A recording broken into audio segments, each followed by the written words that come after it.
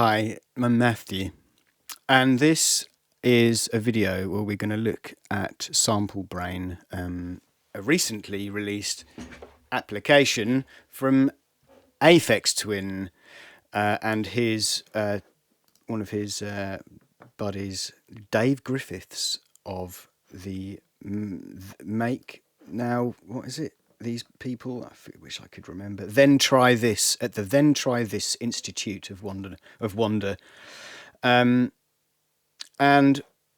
him, Dave Griffiths, and the popular musician Aphex Twin Richard D. James developed a brain to feed sound into, and what the brain does is you feed sound into it and then you give it another piece of sound, and the brain will try to copy the sound that you gave it as the kind of, so we have the brain sound and we have what's called a target sound, and the target sound is what the brain is trying to sound like when you ask it to sound like that. And that's how a lot of brain training stuff kind of works. It's trained with stuff and then you ask it to do something and it will usually sound kind of like it, blah, blah, blah.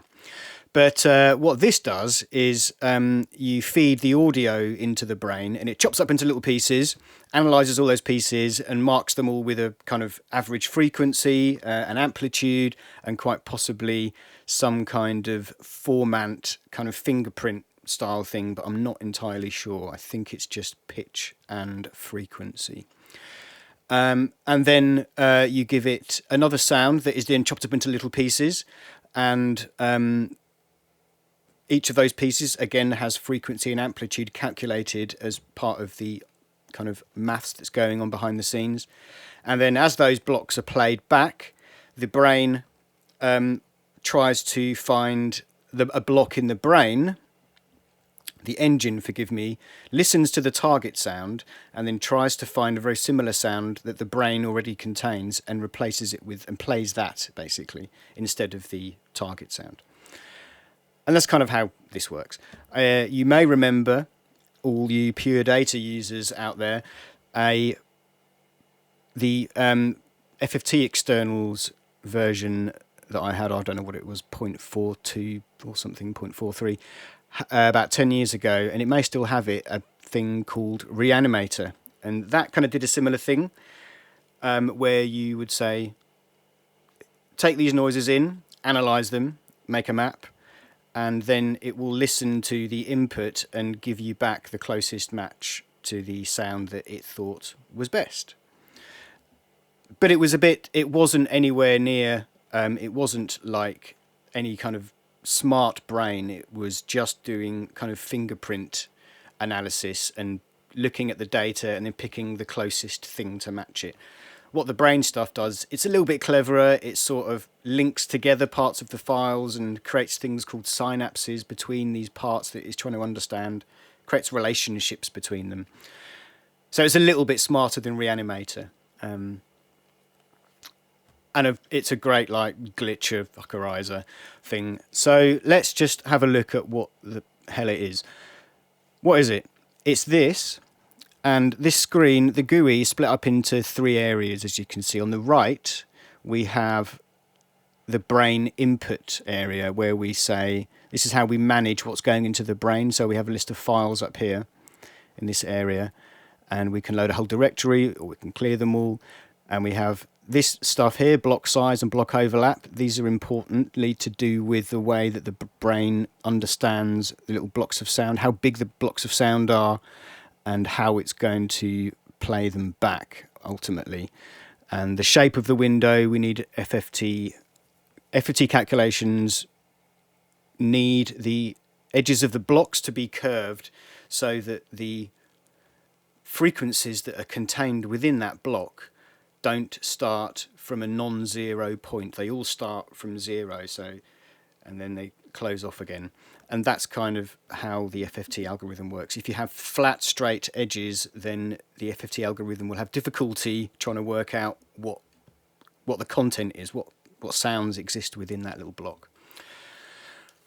Okay, so yeah, we have these values here. We specify the parameters of the listening part, and then we say to the program, generate the brain. So go through all the pieces, get a sense of them, and build a brain, basically. And we can also load and save these brains that we've built to save going through all this process every time. If you've got a load of brains and you want to manage them individually like that, it's all very possible. Moving over to the left a little, to the left of the centre, political favourite, we have the target sound. And this is a similar thing. We've got one, but rather than having multiple sounds, we have one sound that we load in and we say we want it to sound like that. And again, we have these block size and overlap values here that tell the engine how to treat the sound we're giving it.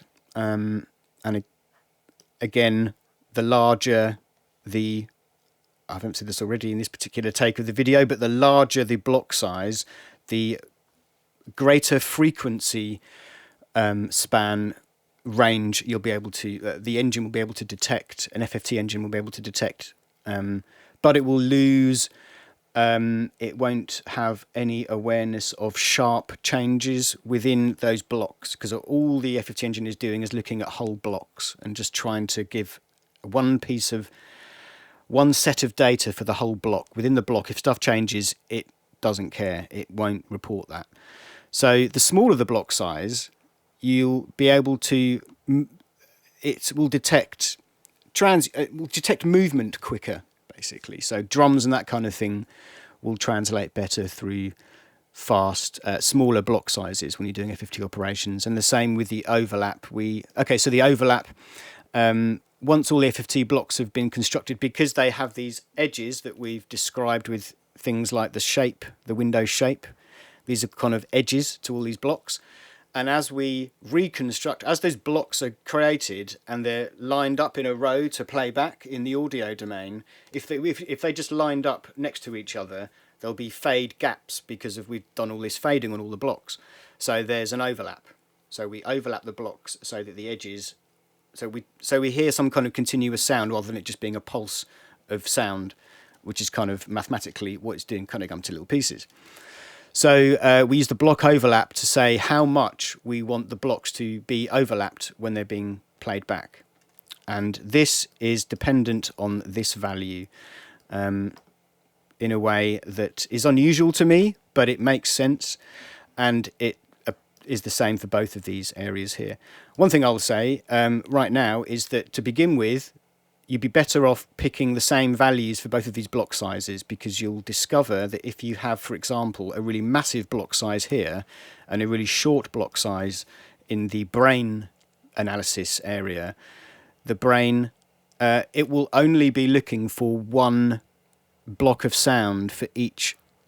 It will only be trying to play back one brain block of sound per single target block of sound. So if you have a longer, if you have a massive long target sound block and a very short brain contents block, you'll just get these, you get large chunks of time that are just start with one little bit of sound. And ideally you want the whole block to be populated with sound. So for initially, until that makes more sense to you and you've got a better sense of how to play with it, just keep them the same value. And then when you've picked your noise, selected your noise, let's pick a noise. Pick a noise. I'm going to go with Winston. Amen, brother. We all know this.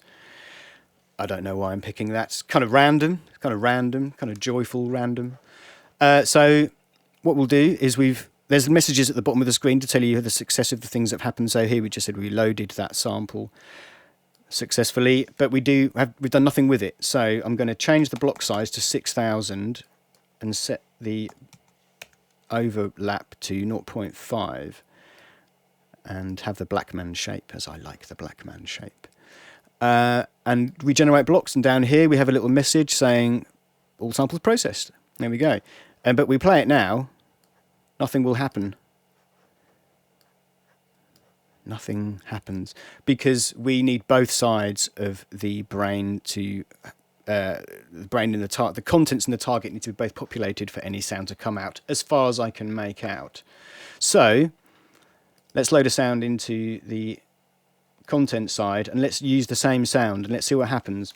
6,000, 0.5, same values over there, Black Man, and regenerate the brain. And we have things down here saying how many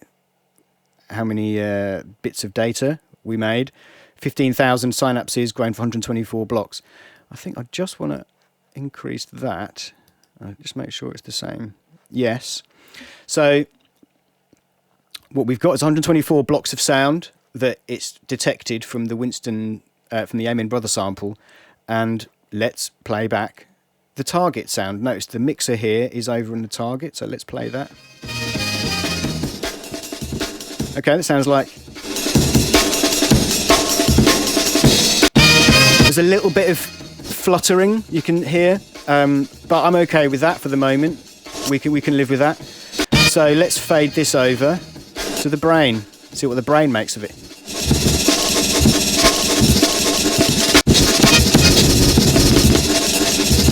That's what it makes of it. Isn't it great? It's a bit confused, but it's hilarious confusion. So, I mean, what else is there here? So what we've got here, let's just start down here. We've got the mix slider. That's the raw signal. That's the brain doing its thing.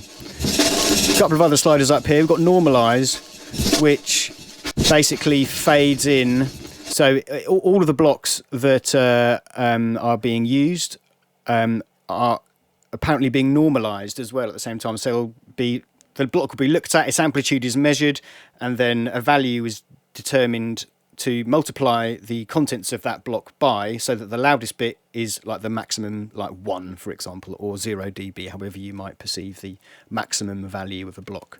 But it's basically been maxed out. And so all the blocks are kind of full volume, but we can't hear that until we slide it over. If we slide it over, we hear all the blocks that have been calculated at value and been turned up to full volume. That's basically what that does. All the blocks in this sample, I suspect, are quite loud anyway, because it's quite a full-on sample and there isn't much of a gap. There's no kind of reprieve of the drummer who's just bashing the hell out of the kit, doing his wonderful thing. But we'll add a few more samples and see what joy we can have with that. And the auto-tune, yes, auto-tune function is this function. And let's see what it does. It's going to go mad, I promise. There we go. So you can hear both samples. I mean, maybe you can, maybe you can't. I'll do it slowly. But I can hear samples being pitched up and pitched down to try to match the target pitches of the blocks that it's got in the brain, in the target sound. But if we pull it further, then the samples get pitched further around. And here's where I would say, if you listen to it, you can hear that it's doing stuff in the time domain. It's not doing stuff with the FFT output. It's not regenerating FFT for us to hear the output. We are listening to the kind of raw samples being pitched up and down, played back and looped and just played really fast, which is kind of cool, isn't it? The reanimator thing I said earlier just played back the FFT stuff, and it was glitchy and cool and weird. This is another technique which is fascinating for the ears. Tickles the ears, does it not? So what's on maximum setting here? It's just extreme. So there's really high pitched up snares, and there's some stuff that's obviously just really heavily pitched down content from this one sample. So that's cool, right? Instant kind of glitch stuff. Now, there's a load of other sliders over here. I'm not going to touch them quite yet. Let's just add a couple of files to this brain and see if we can hear how a couple of other files are going to affect the brain. So let's go for one of these. Kind of want.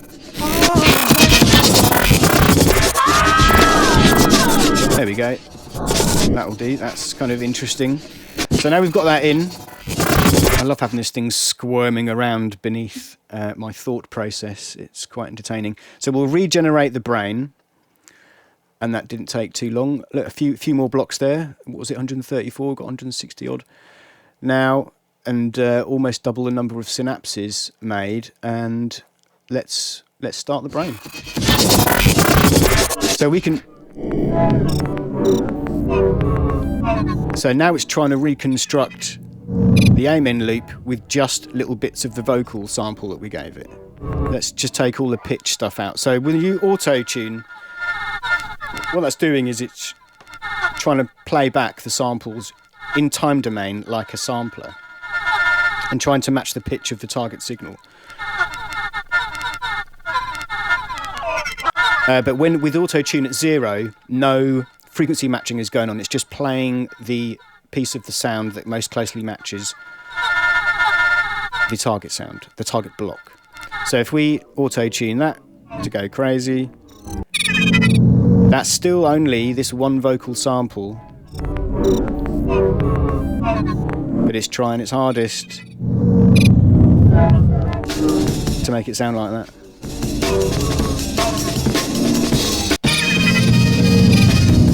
There's little bits of it that it's doing quite a good job at, and then it goes mental. So let's add another sound. Let's add like a kick or something. Yeah, so I'm going to add a kick.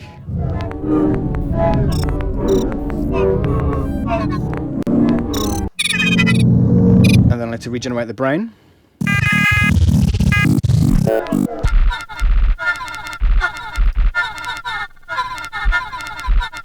Put the kick in.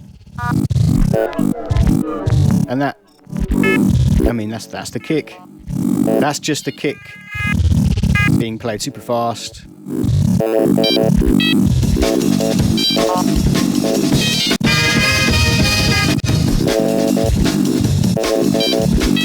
Marvellous.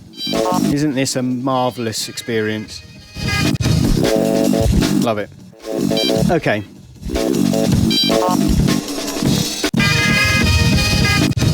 So let's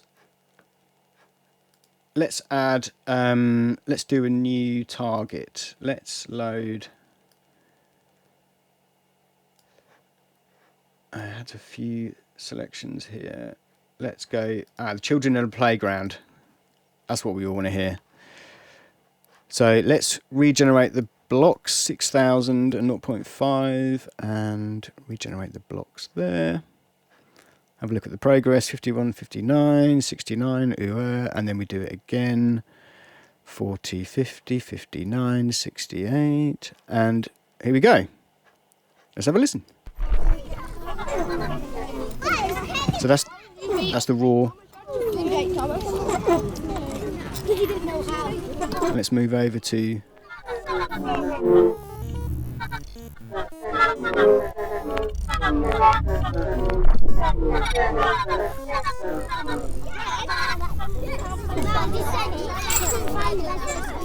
Isn't that crazy?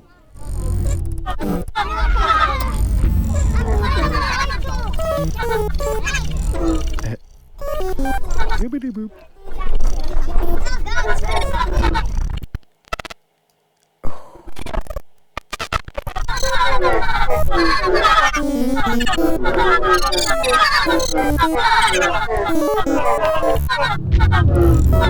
We haven't even got over to the other side yet. There's a few more algorithms to test, but wow, let's just turn the Winston back on again.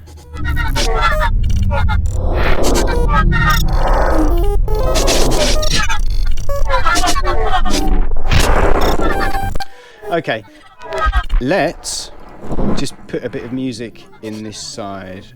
So this is a track from one of my clients. Let's analyze that. It might take a second. In fact, like 15 seconds. But if I talk slow enough, by the time this sentence is finished, I may well have breached the time it takes to do the maths. Wonderful. So what we're listening to,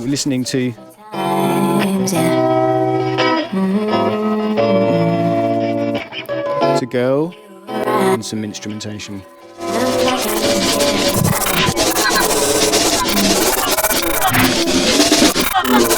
Let's just hear what we get.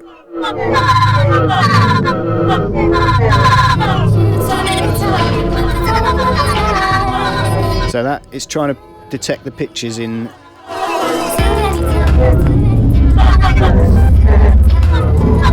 I mean, I know this track obviously quite well, and it's doing a reasonable job of completely destroying it.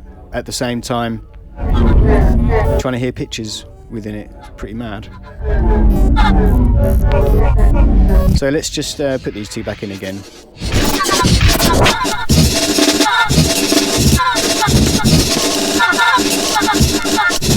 Okay, let's listen to some of the other mostly indescribable facets of this mad program.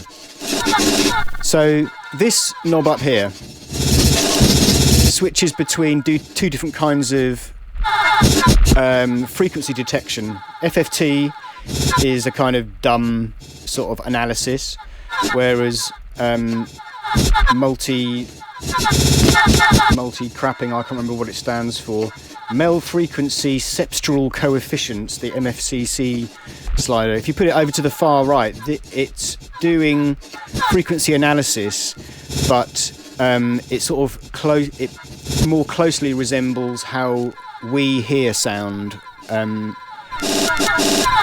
of logarithmically, rather than the FFT thing, which is kind of, like I say, it's a bit dumb. It's just raw frequency analysis. But the Mel Frequency Cepstral Coefficient kind of adjust the detected, they don't adjust the frequencies, the focus is slightly different. So it's just a more natural detection. But as you can hear, like FFT goes crazy. And MFC is a bit steadier, depending on the source material.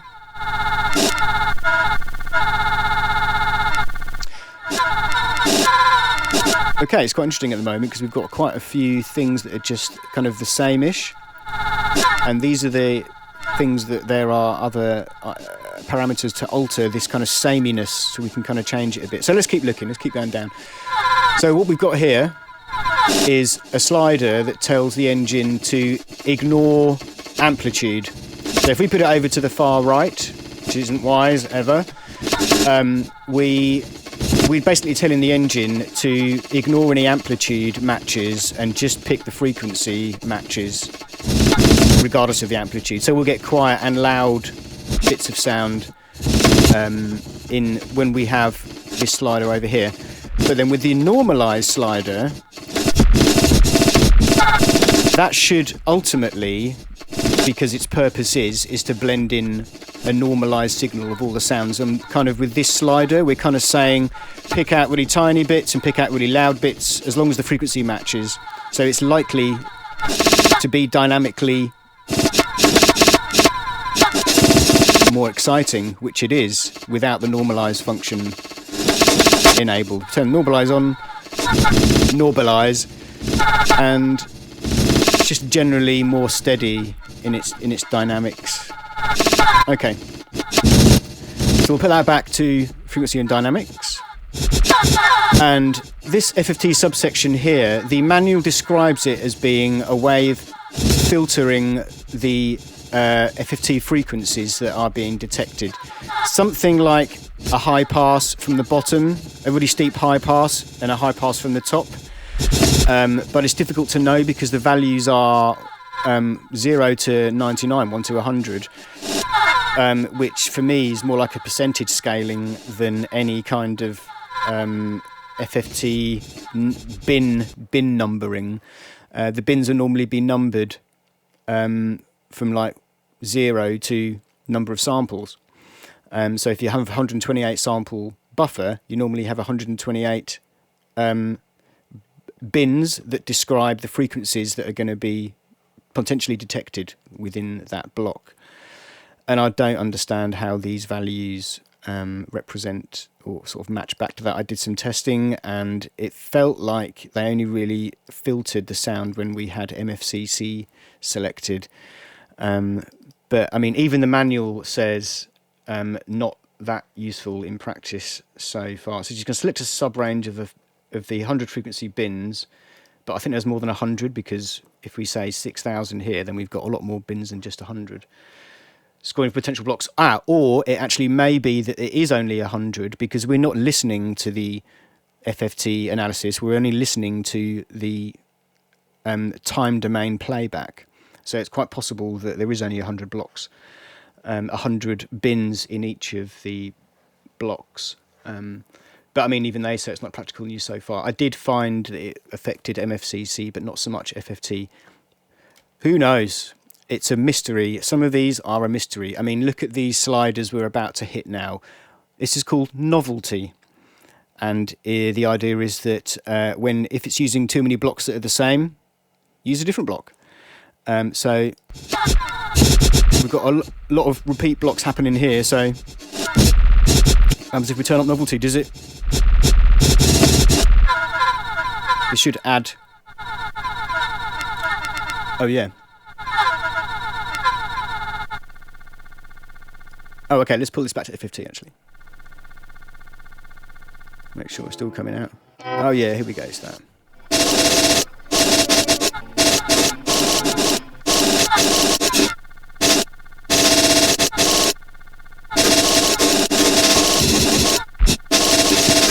I'll tell you what. Yeah, so we can hear. I think maybe better off if we just load in something that's not too... Yeah, let's just go back to this. We go back to the aim-in loop. As chaotic and as delightful as it is, it's just a better kind of constant sound that we can hear the changes against. So let's turn the novelty up. And we basically should hear the blocks becoming a bit less steady. It should just become a bit more changey. Terrible English.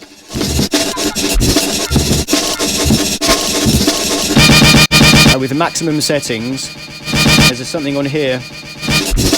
One of the guides to the help is if Novelty... Yeah, if Novelty and Boredom, there's a little bit of help in the help pages here. If you turn Novelty and Boredom...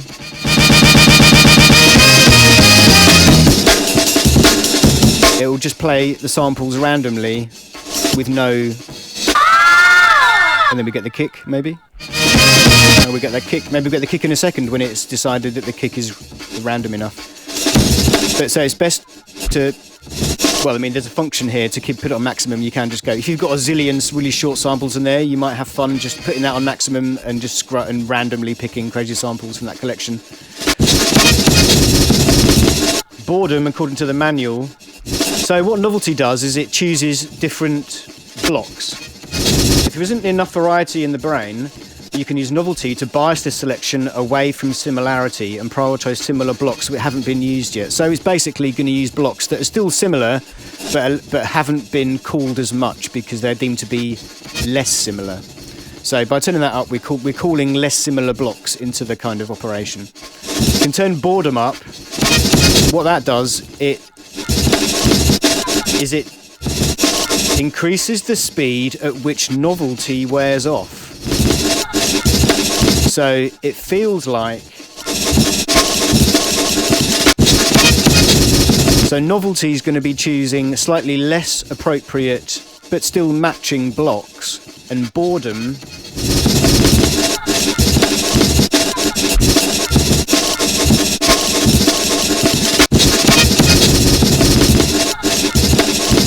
oh right, so it's just going to use more blocks, whether they're related or not, more blocks.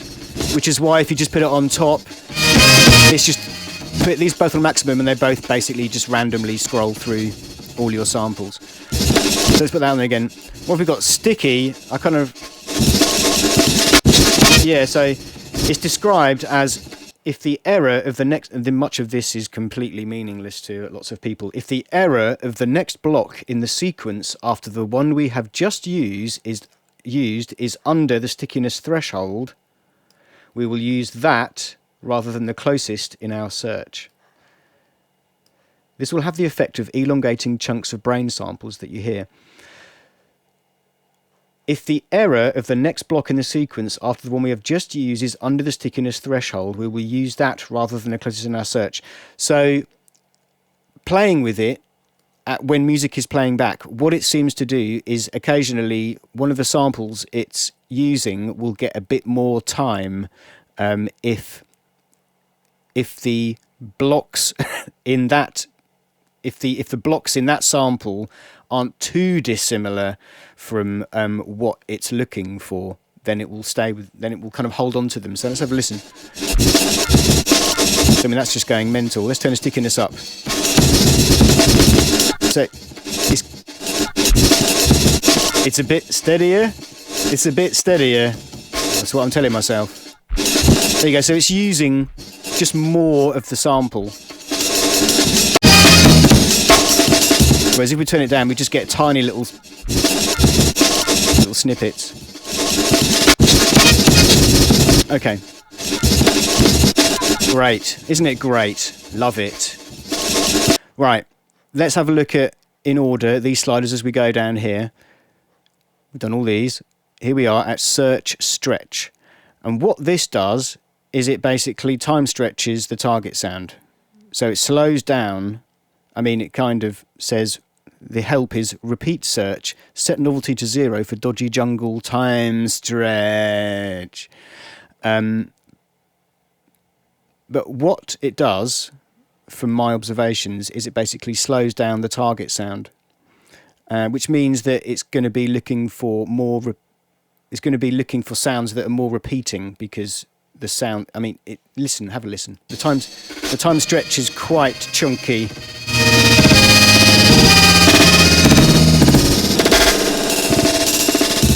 So that's at a value of like very small. Let's make it super long. So you can hear it, it's just... Now I suspect if we put this down to 2000 and regenerate the blocks are shorter, and I'm going to just see if I can overlap those blocks a bit more. Oh, actually, so lovely. Let's go for 0.7. The joy. What a horrible noise. Let's just turn it down a bit there. It's probably distorting my recording input. So let's have a listen to what... That's what the brain wants to do with it. So if we just turn this stretching down,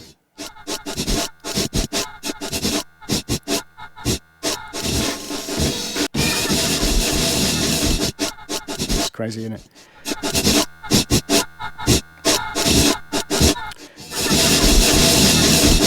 So let's put this back to 6000. And that's at 0.5 and regenerate that delicious so fast. Okay. So the search stretch, I think all that does is it slows down the playback of the target sound based on the block size. So the block size will determine the little grains and pieces that it's looping in order to stretch it out, and it's not a clean stretch. It will just be looping each of these blocks. It's not like some kind of beautiful curve through the file that's sort of selecting incrementally the next little bit. It's got a little block of sound, it's looping that, next block of sound, looping that. Pretty crude, but why the hell not? That's all you need, right? It's all you need. So that's what that is. Let's look at the algorithms. And at the same time, well, I'll bring up the help. I don't need help. I don't know what you're saying. But I'll bring up the manual to help me define the purpose of these algorithms. So this is the basic one. Basically, this is the basic one. You can hear it, it's pretty basic. But ultimately, what the basic function means is that you can have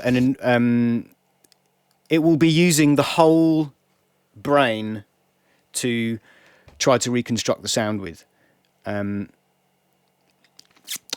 with smaller sample collections, like the 3 I've got here, is great for the basic operation, because it doesn't have to search too far. The synapses we've created, I don't know if you remember when we create this, we'll create the synapse, it's 28,000 synapses here. That's kind of not that much, really. I'll load another brain in a second that does a lot more, and I think has a larger number of synapses. But so the basic algorithm is fine for small sample collections. That's what the help says. I'm basically just reading the help. The reversed algorithm picks the least closest matches. So the manual says searches all samples in the brain but selects the least closest match instead of the closest. In practice, this needs work, as silent or very quiet blocks tend to be the least similar. So yeah, it's going to be playing back the least similar blocks to the bits of sound it's trying to emulate, which is why it sounds mental.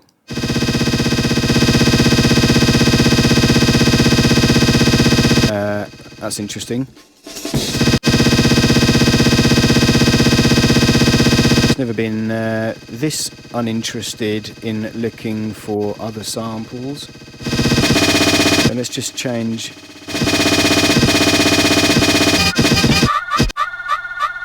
So okay, we force it to ignore dynamics and just use frequency.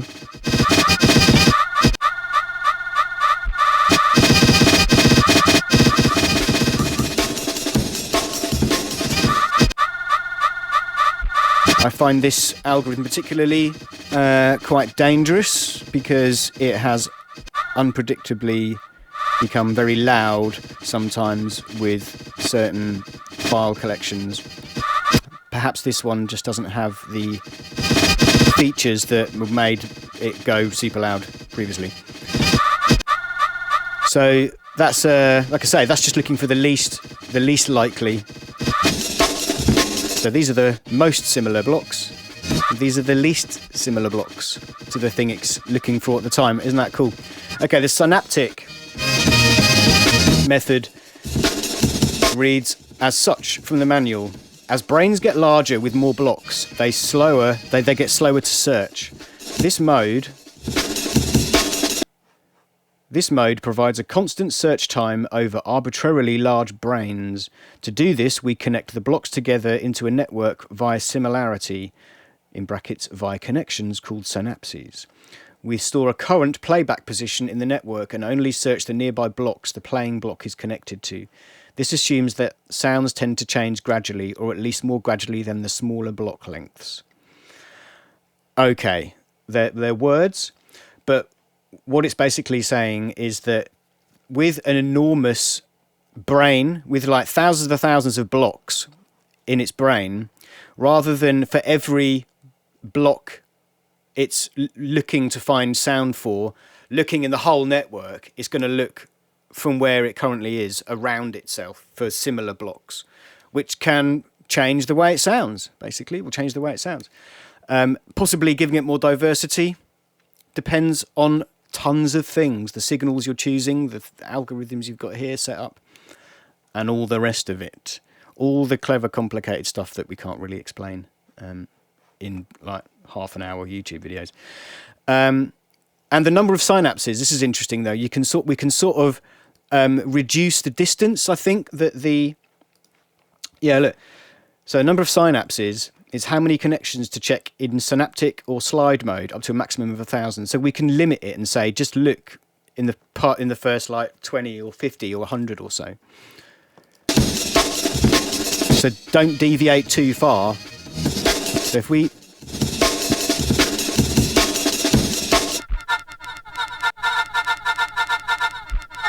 okay, let's pull this back actually.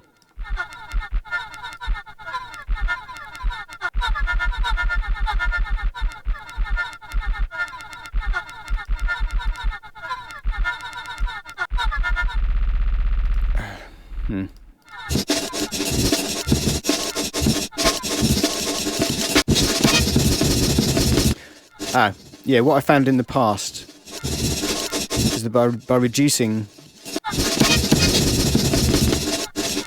this value can kind of make the sound less chaotic. Ultimately, you can sort of hone in on some part of your sound. And then there's the slide function, which is the acceptable error to consider a block as close enough in slide mode. So each of the blocks will have a score of how far away or close it is to the current block, and we can basically say if the blocks are more than if there's a block that's near that is more than 50% wrong, use that instead. It's kind of like that. In practice,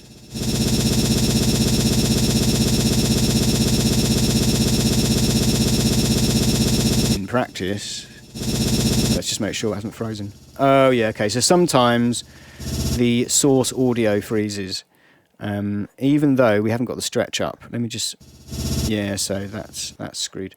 Right, so I'm going to load a session that I worked on yesterday. Where are they?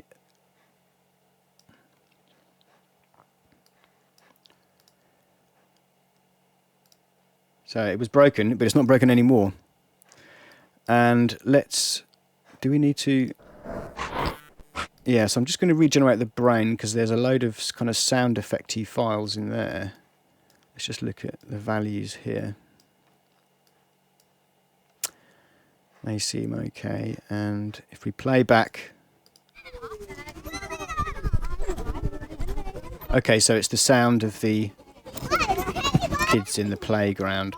Right, I'm going to change the overlap because I can hear it pulsing, and I want it to be smooth. So I'm going to regenerate the blocks with a 50% overlap. Regenerate the target blocks with a 50% overlap. God, I sound like I know what I'm talking about. I've got no idea what I'm doing. That's a bit smoother. So let's have a listen to untuned. Let's go back to the basic thing.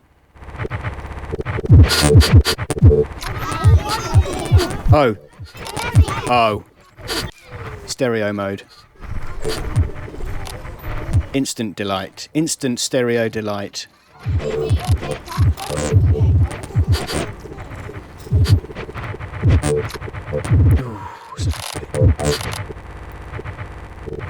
So let's turn the auto tune up. Definitely turn the auto tune up. This is why auto tune will remain.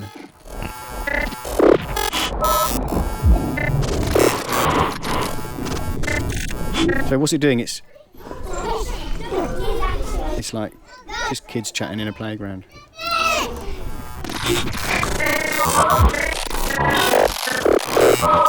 And the kind of noises I've got in here are like a food processor, a thud, bones cracking, a couple of kicks, some gore, I think that's a tomato being squished, some glass, a clap. So I'm going to add a sound. And the sound I'm going to add, I think I might have a vocal. I just want to, yeah, let's stick a choir in. Regenerate the brain. Regenerate the brain. Oh. So there it is. The choir's been picked out because it's too good.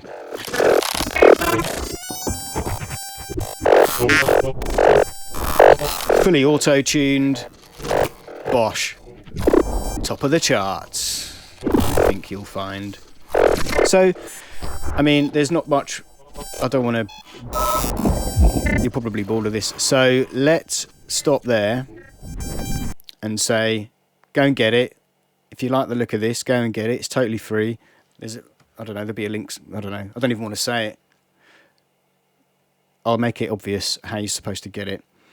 And put your own things in it and make a load of horrible noises or absolutely heavenly sonic delights, whichever you choose. And yeah, I think that, I mean, it's a heavily alpha / beta stage at the moment. So they might also be looking for bug reports and that kind of stuff. So if you use it extensively, and I've got a load of bugs that I'll probably let them know about. Same as you. If you become super good at it and you're like, well, this isn't working quite right, just let them know. And I'm sure Richard D. James will stop shaking around like that and be happy to improve this crazy product. I think he said he's thought about it almost 20 years ago. I think there's some interview talking about him finding out about Shazam and that inspiring this. But there you go. Anyway, that's the end of this video. So thanks for bearing with everything. If you even got this far, have fun with this. And yeah, chuck links in the bottom if you make any cool noises with it. Thanks for watching. Bye-bye.